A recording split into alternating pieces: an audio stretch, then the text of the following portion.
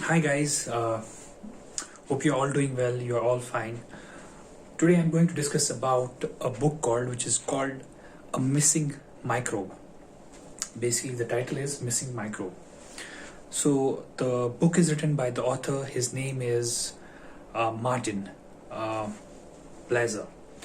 So he mentions that in this book he talks about the effects of antibiotics on our body. So according to the author, he says that the majority of our body composition is made out of microbes. So I will give you an example. You have a body,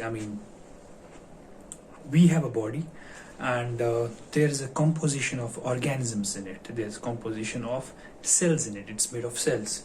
So according to author, 80% of our whole body, or it may be, it's a guesswork, it may be more than that. Say we'll close it by 90%. 90% of our body cells is made of microbes. I repeat it. 95%, it's a vague statement, but I mean to say it's a majority of cells. Our body is made of microbes. And the left percentage, say if it's 90% or 95%, then left is 10% or 5%. That is made of human cells. So what antibiotics does is, according to the author, he says that when we have the antibiotics in our body, it kills those microbes. So now imagine the majority of your body composition is getting destroyed. I was going through his lecture yesterday. I made some notes, and I have done a bit research on this video, and I had taken some important points which I have to read it through the notes, so that you will have the understanding what exactly author is stressing here and what he is trying to prove also. So basically, author has done certain type of experiments. There are lots of experiments he has done. There's a full data about it, and those data you'll only get in that book. I'll provide a link in my video where you can just go there, click that link. You'll go to Amazon, you can buy that book. So we spoke about the body composition, and next is equilibrium. So there's an ancient relation between those cells, microbial cells and the human cells, from the day when the human started existing on the earth. So there's an ancient relationship between them, and that is they have maintained a equilibrium between them, that there is a communication which goes between these microbes and human cells, and they are in sync together, they are in equilibrium together. That's how the human body has survived till now. So author then talks about baby born. Baby, when they are born, what happens is during birth, the germs gets transferred from mother to child. So there's a skin to skin contact. When mother touches the baby, there's a skin to skin contact. When she kisses her baby, it's a skin to skin contact. When she feeds baby, it's ingesting liquid into her body. So what that does basically is that develops gastrointestinal base. That means the gut of the baby gets all those microbes from her mother, and that is very much necessary for the digestion of food, for the gut formation. That foundation is only it only happens during that period of time when those germs, those microbes from mother transfer to that baby. So that gives the formation of gastrointestinal base. In America, they have done the lot of research. They have noted the stats down, and out of 3 baby, 1 baby, has the deficiency of those microbes. They don't get that kind of microbes from the mother because of the C-section. So that cesarean means cesarean operation. So I think that you need to research a bit about why that happens, and basically I need to research why that happens just because of C-section, because most of the women they go through C-section just because of the circumstances they are in, but some reasons also that, like, because of C-section those microbes don't transfer into the baby, and they don't get those microbes, and it results in the long-term consequences, like in their later age they get diseases like asthma, diabetes, that part. And then author also talks about when babies are born. So sometimes they feed, after some period of time they start feeding baby with those white liquids which we get in the market. Instead of breastfeeding, they feed that milk, artificial milk. In that there are also antibodies which gets into these babies, and again it kills those microbes. So author has provided a hypothesis from his end, from his 30 years of research. It's worth mentioning. So it is disappearing microbiotic hypothesis. He has given disappearing microbiotic hypothesis. Author is saying that changing in human ecology has affected its composition. What composition? The human cells composition in respect to microbes composition and the human cells. There's effect just because the human ecology have changed. It has altered composition, and that has affected human physiology and resulted more diseases. So I will just mention one point. So author in this book also says that changing human ecology has dramatically altered transmission and maintenance of our indigenous microbiota. So microbiota is nothing but an environment where we have a formation of microbes. Then author also says that the loss of bacteria usually acquired in early life is especially important because it affects a developmentally critical stage. Author is telling here, when baby is born, there's a developmental stage of 3 years. In that, if something happens, like there's a loss of bacteria, which is very critical for the baby, which is very important for the baby to have, and in that, if it's missing, there is a long-term consequences in his or her life after that. So this was some of the points which author has described in it. Then author also talks about a microbiota of next generation.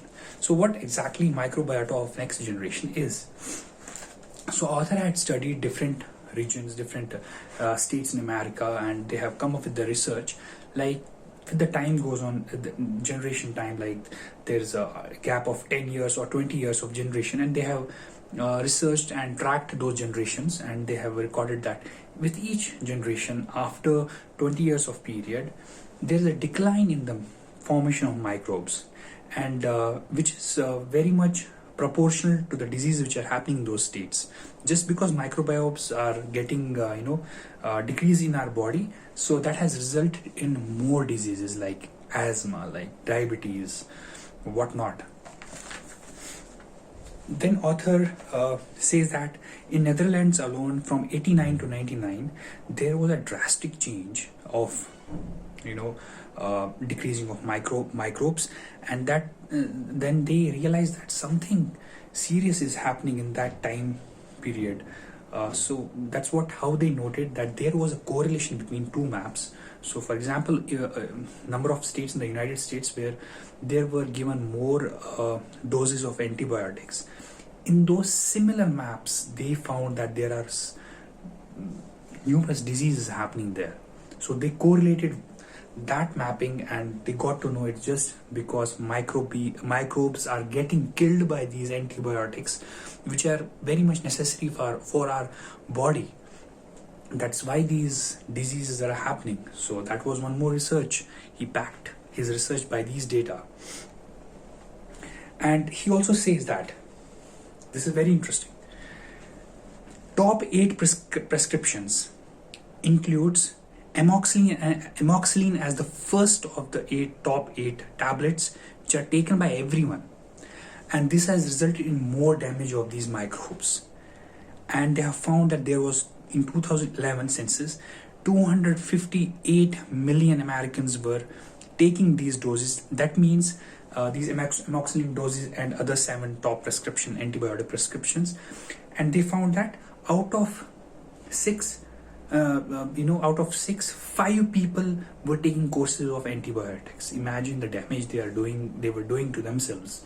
Imagine how much damage we have done to our bodies by taking all these tablets all these years. Whenever we feel headache or just cough, sore throat and all, we start taking antibiotics. Doctor also prescribes antibiotics. That's ironic. I don't know. I'm just getting the thoughts about, because I read this. So these are my take ons. Is that correct to give the antibiotics to a patient when you know it is killing the microbes? I don't know. So let's see. So these were some of the points that the author has stressed about it. Then I will read some of the points which I have just noted. So we have already discussed. So author says that early doses of antibiotics in developmental critical stage has a long-term consequences throughout the life. So he has also given one hypothesis. In it, he says a series of short therapeutic pulses of antibiotic administered early in life will sufficiently change the gut microbiome to alter body composition. That means in the early stage of development, of when child is going through that early stage of development, that is 3 years, in that if you give antibiotics to these child, they change the physiology of the gut permanently, and in the future those are the same children which get diseases like diabetes. Their immune system is gone, they are more sick. So that's what the author is trying to say in this hypothesis. So he says early life microbiome disruption is associated with the weight gain in humans. One more interesting fact, he has done some research on mice, and they have found that when you give antibiotics to the mice, they developed weight, they gained weight. With that also, their metabolism had increased, and with that they started developing more body mass. So we can also say that it is the cause of weight gain as well. So with this research, author gives us some of the needs, some of the responsibilities as a society which we can just implement to eradicate this kind of global phenomenon. So he says that we as a society need to research antibiotic consequences in humans. That's the first point. Second, we have to aware the public, we have to educate the public professionally. We have to conduct seminars, conferences about it. So awareness is very important for it. If someone gets to know about these points, now for example I got to know about it, now I will think twice before taking an antibiotic. There has to be a better diagnostic. If someone is depleted out of microbiomes, they have to take prebiotics. If someone lost microbes because of certain things, they have to take probiotics. These are some measures we have to take. And author also says that we have to monitor it consistently, that is it working, how do we modify all those things. So these are very most important points I have noted down. And so with that, I also want to discuss one new algorithm which author has asked that governments in their states that they can just implement this in the hospitals. So what he says that when a child is born, they need to be under analysis by the doctors, and they have to get to know like they have to distinguish the global microbes and the personal microbes, and they have to administer it, and based on that they have to assess for positivity and phenotypes.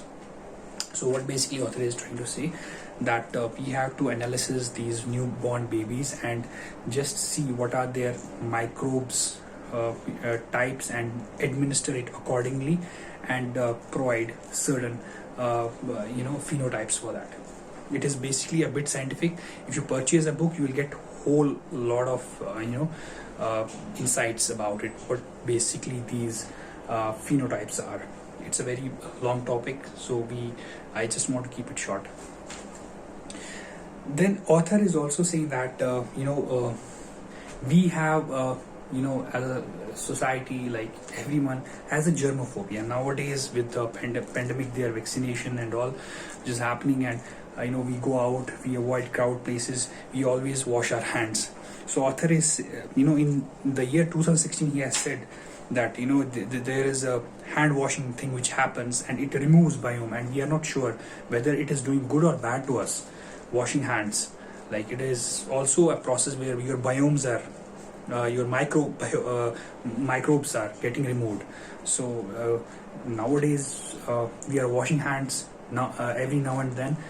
I don't know whether we are doing good to ourselves or bad to ourselves. And there was Q&A session in that video, and one of the students asked question, will there or what is will there be if there's a decline in the microbes? You said that generation after generation, after every 20 years there's decrease in the microbes.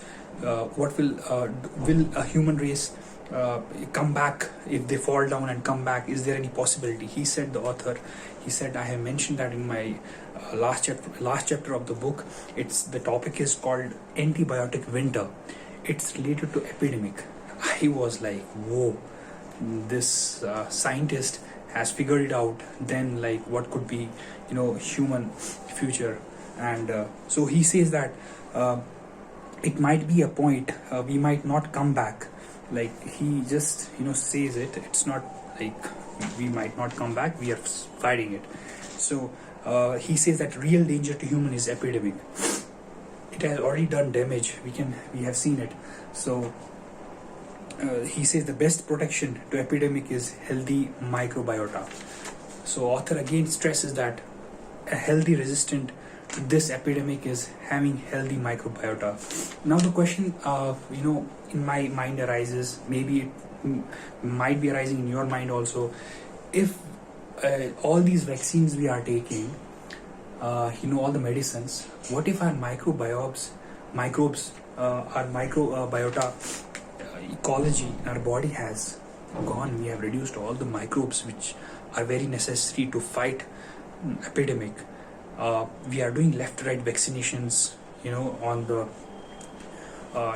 whenever there is order, and we go and we don't know exactly what is happening. Like, injecting vaccinations, is it doing something to our ancestral cells? Is it decreasing microbes? Is it decreasing those microbes which will save us? Are we doing good or bad to ourselves? I am just in dilemma. I don't know what thoughts you have. Please share your thoughts over it, like what exactly you are getting from this topic, and what hits in your mind, that it could be. So these were just some of the points which I had found very important in this book, and I discussed with you. So thank you so much for staying with me. Next time I will get some more interesting topics. Till then, stay healthy, and remember, don't take antibiotics. Take care. Bye bye.